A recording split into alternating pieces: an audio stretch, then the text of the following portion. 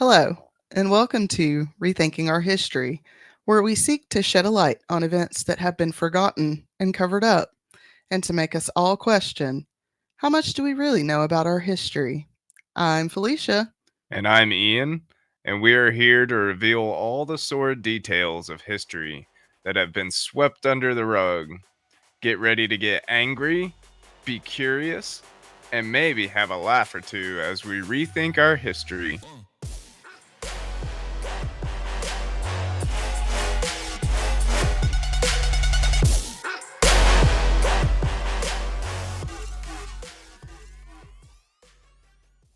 Hello, friends. Hey guys. Welcome back again to another episode, number 67. Again. Yep. We're having to re record because I made a boo boo and we didn't have any audio. Take two. Tech duh. Just say duh. So we will be back next week with part 2 of the Crusades, but I've been wanting to cover this event for a minute, so I'm just going to do it. This week we're taking a look at the Triangle Shirtwaist Factory fire that took place on March 25th, 1911 in Manhattan. Wait, Triangle Shirtwaist? Yes, a shirtwaist is a fancy women's blouse, essentially. I'll get to it. Okay. This tragedy takes place in the Greenwich Village neighborhood. And I'm guessing, y'all, don't come at me. I'm not from New York and geography isn't my strong suit, but Greenwich is pronounced Greenwich, right? In like New York, like Greenwich Village, but it's spelled Greenwich. Maybe? I think so. I don't know. I hope so. Y'all don't come at me. The Triangle Waste Company was located on the 8th, 9th, and 10th floors of the Ash Building, which stands 10 stories tall.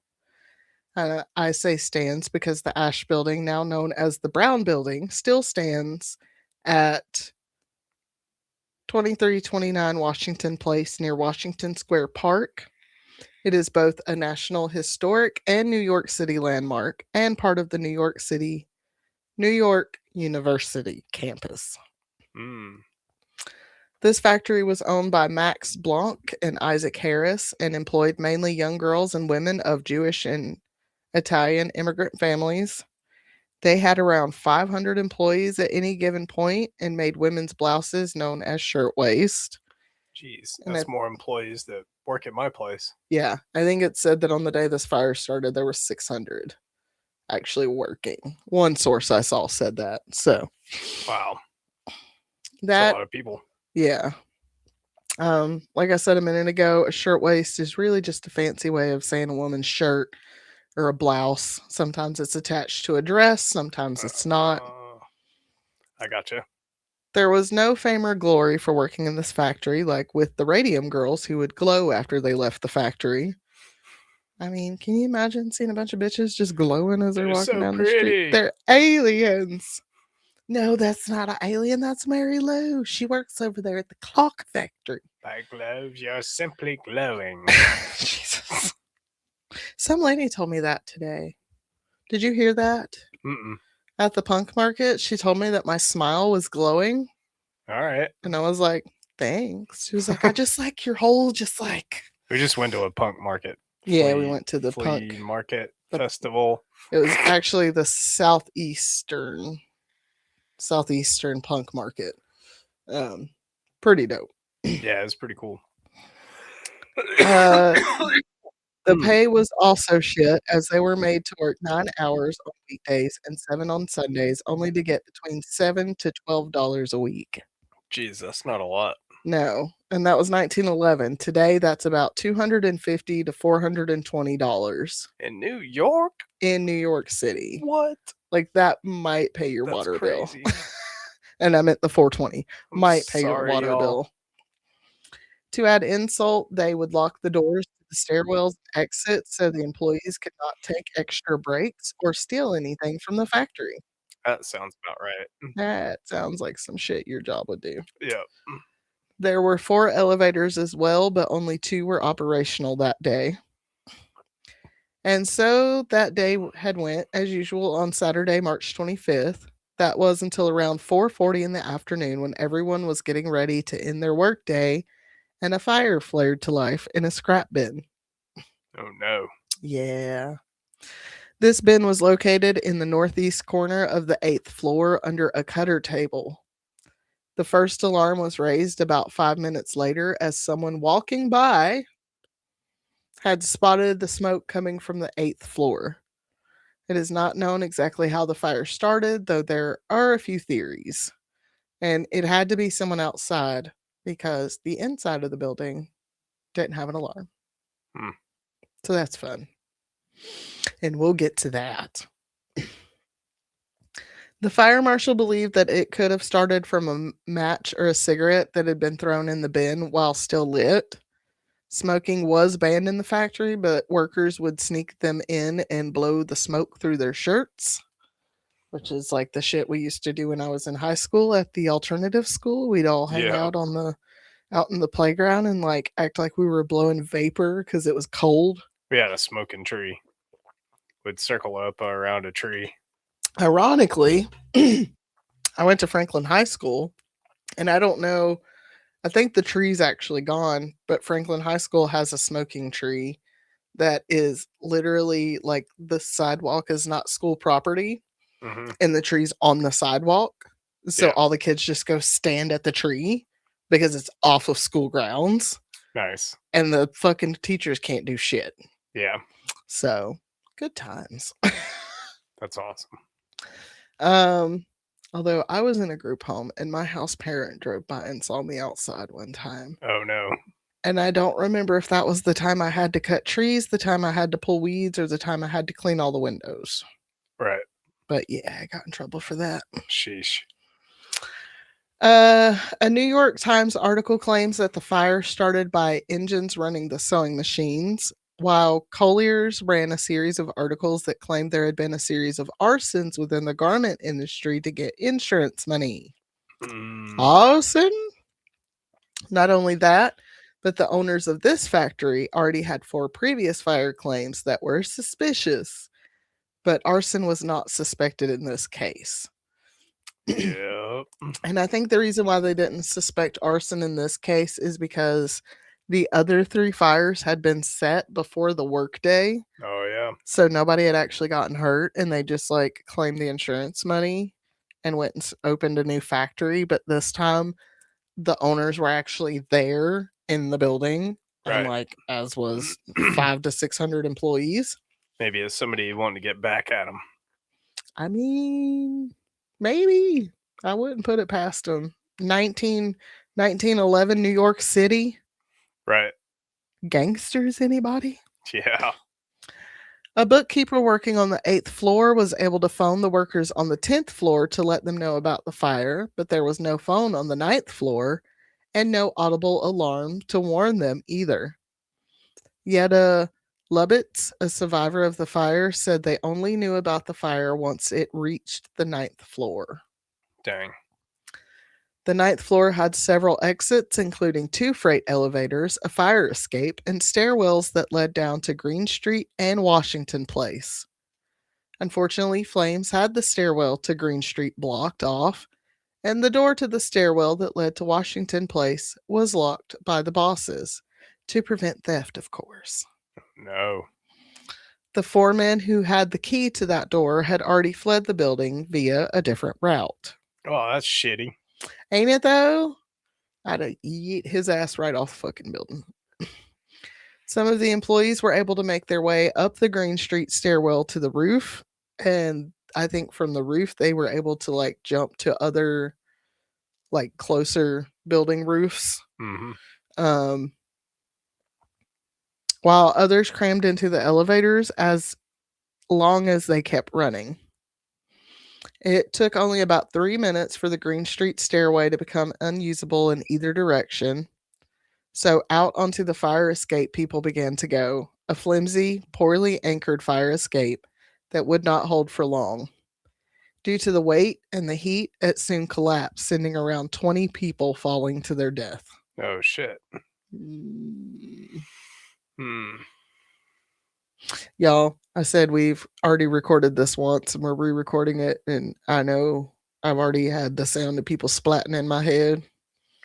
Now I'm just thinking of what 20 people splatting sounds like. Yeah. Oh Pop, pop, pop, pop, pop. my God. All right. Other people began to jump from the building to avoid the flames, while others were overcome by the smoke and fire.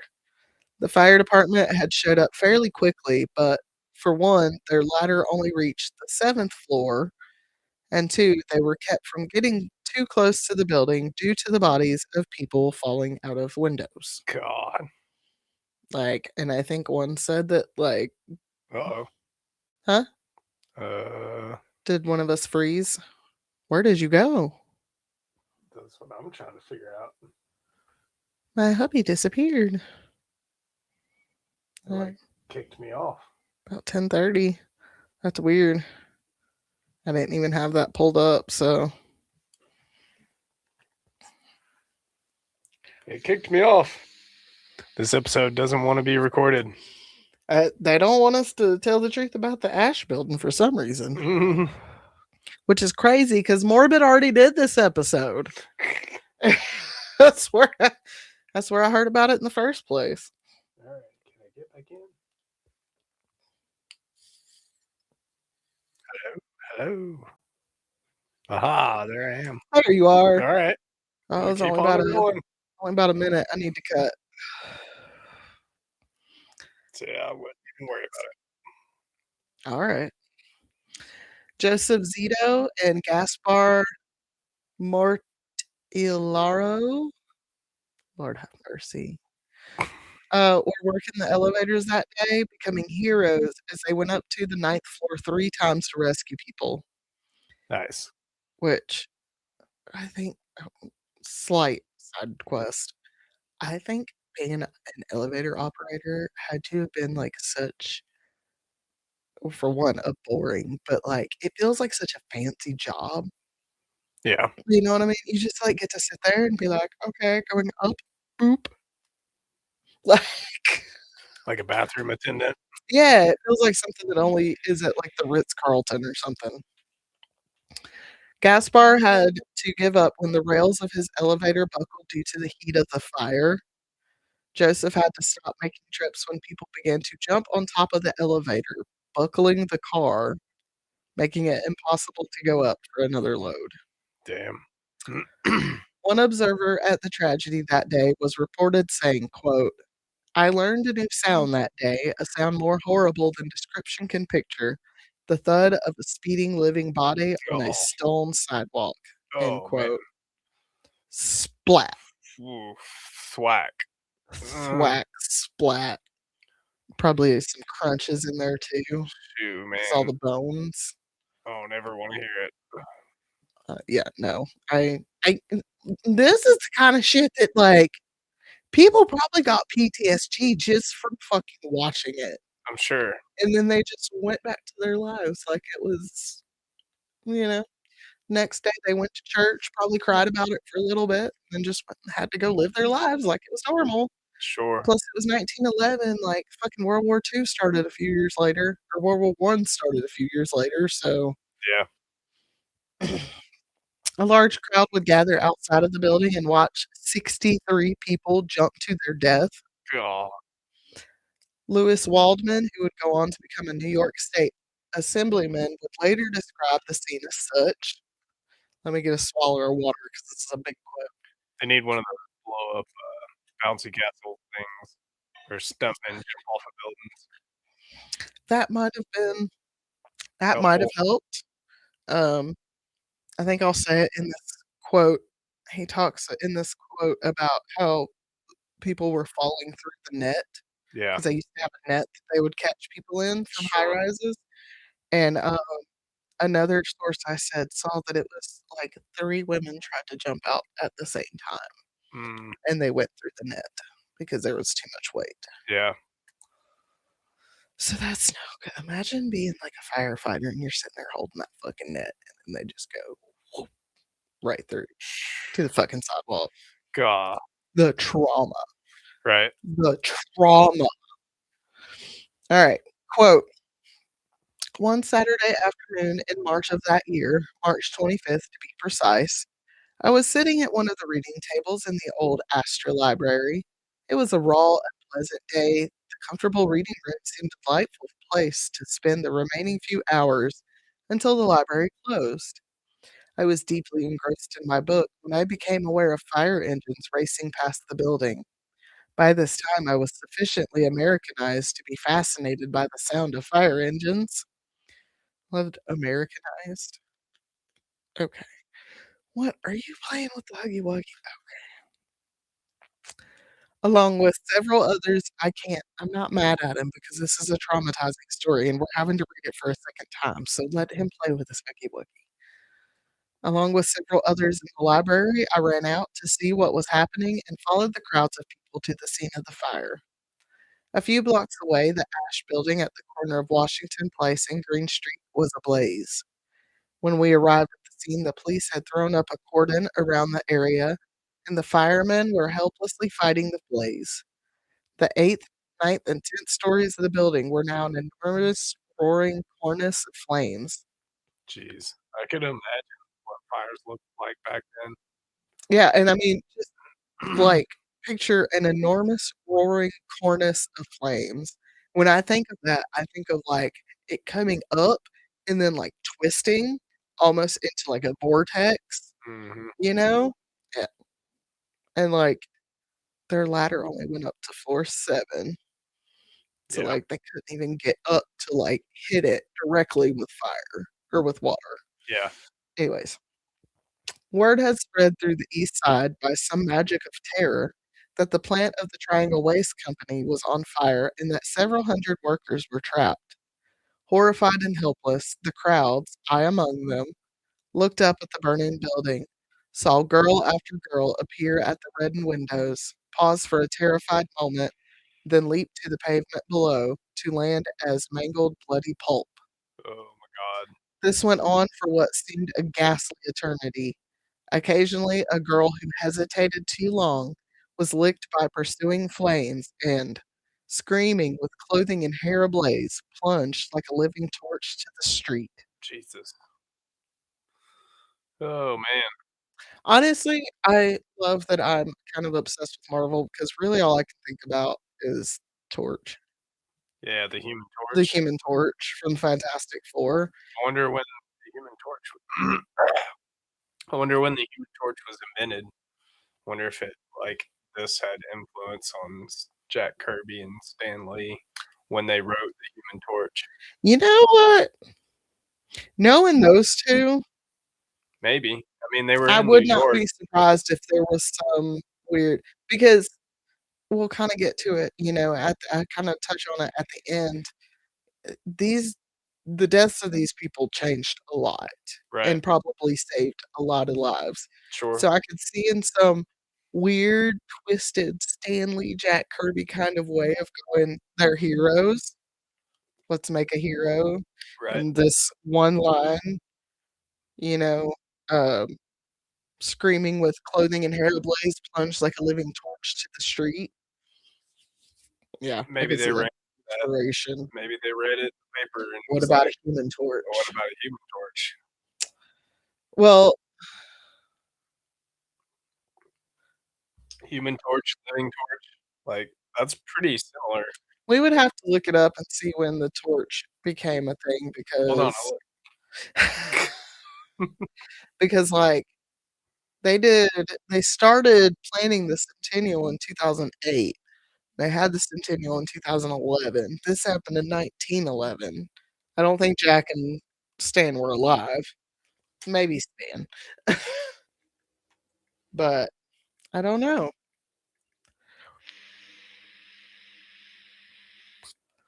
But let me finish this and then you can tell me. Okay. Life nets held by the firemen were torn by the impact of the falling bodies. The emotions of the crowd were indescribable. Women were hysterical, scores fainted, men wept as in paroxysms of frenzy they hurled themselves against the police lines. End quote. Find anything yet? So they published the first Human Torch was published in 1961, Hmm. and Fantastic Four #1. Uh,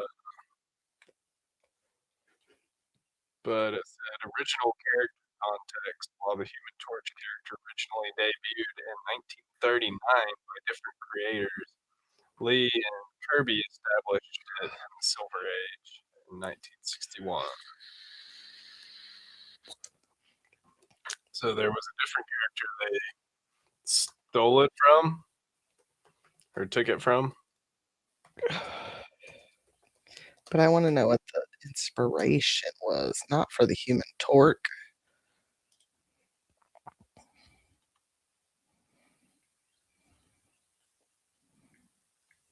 Oh, okay. I don't think so.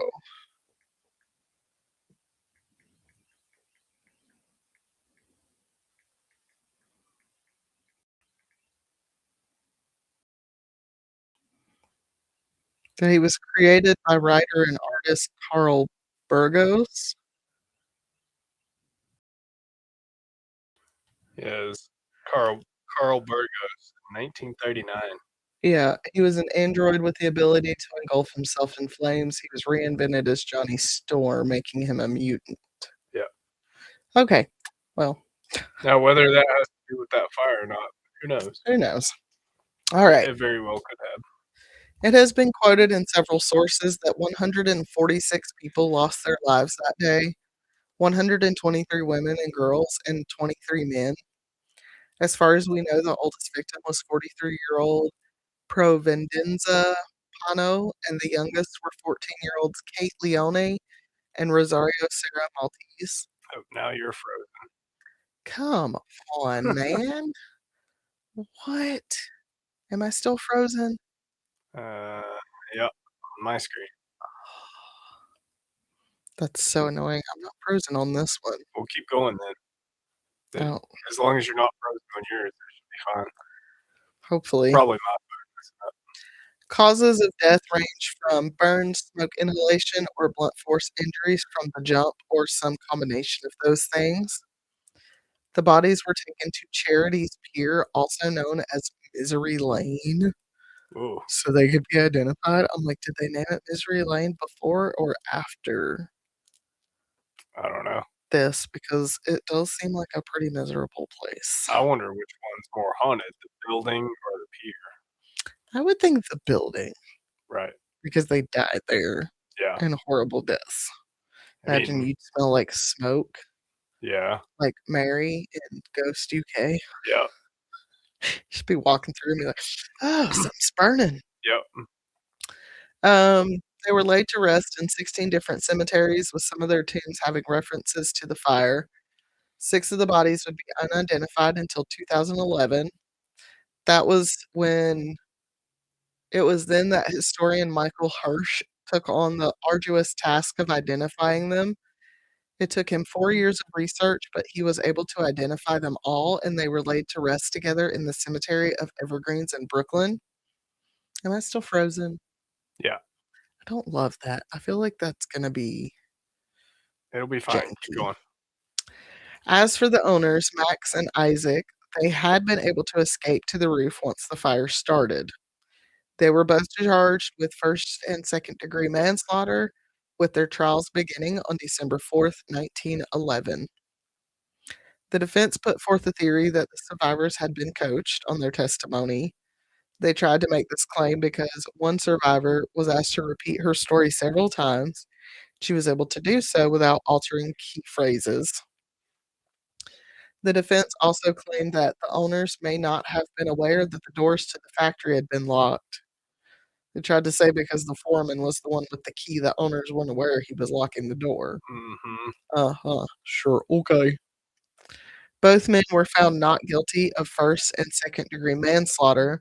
However, they would be found liable of wrongful death during a civil suit in 1913. They were ordered to pay $75 per victim, roughly about $2,500 today, which would be pocket change for the two men, as the insurance company would pay them $445 per victim, roughly $15,000 per victim today. Wow. Like, It's barely enough to get them buried. barely. It would not take long for this fire to become a symbol of the working class plight. Rose Schneiderman, a union activist, used the fire in her speech on April 2nd, 1911, to an audience of Women's Trade Union League members. A committee of public safety was formed to identify problems and lobby for new legislation, such as the 54-hour bill that granted workers shorter work weeks. The New York state legislature created the Factory Investigating Commission to, quote, investigate factory conditions in this and other cities, and to report remedial measures of legislation to prevent hazard or loss of life among employees through fire, unsanitary conditions, and occupational diseases, end quote. So basically, the beginnings of OSHA.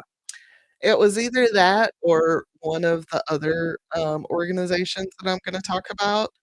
But yeah, one of these is the founding of OSHA, Yeah. pretty much.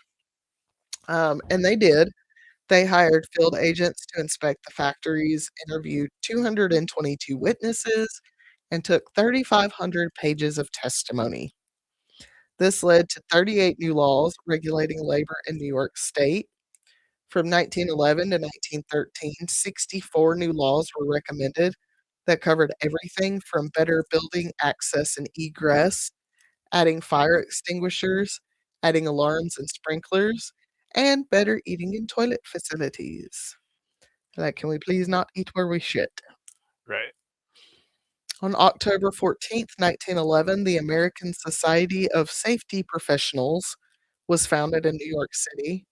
Then in 1912, the first Cooperative Safety Congress took place where attendees, quote, resolved to organize and create a permanent body for the promotion of the safety to human life in the industries of the United States, end quote. And I think it was from that that OSHA was created. Yeah. Oh my God, my mouth. As for the owners, Harris and Blanc, after they were found not guilty, they opened another factory at 16th and 5th Avenue. In 1913, Blanc was again arrested for locking the doors during working hours and was fined $20. Jesus. Whole $20, which would be like maybe $1,000 today. What the hell? Oh my God, so much money. Ugh. The partners closed the Triangle Waist Company in 1918, with Harris taking up work as a tailor and Blanc opening other businesses with his brothers, such as the Normandy Waist Company. The last fire of the survivor, Rose Friedman, who was Rose Rosenfield at the time of the fire, died on February 15th, 2001, in Beverly Hills. Rose's 18th birthday was just 2 days after the fire, and she became a lifelong supporter of unions. I'm sure. In 2008, the Remember the Triangle Fire Coalition was formed to, quote, encourage and coordinate nationwide activities commemorating the centennial of the fire and to create a permanent public art memorial to honor its victims, end quote. The coalition was birthed through a public art project called Chalk, created by New York filmmaker Ruth Sergel. Every year since 2004, Ruth and volunteers went across the city to the former homes of the victims and wrote their names, ages, and causes of death in chalk on the sidewalk.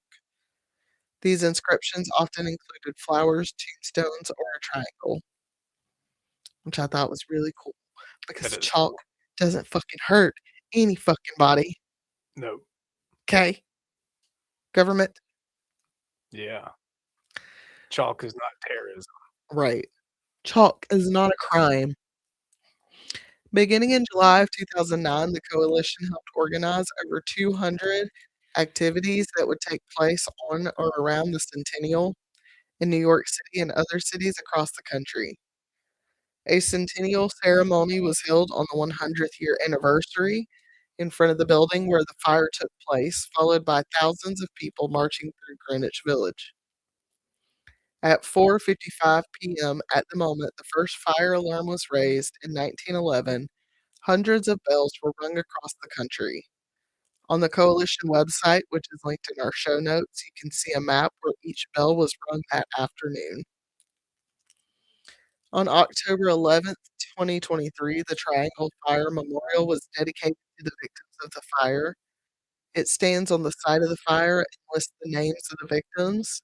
It also tells the story of their deaths and the languages they spoke: English, Yiddish, and Italian.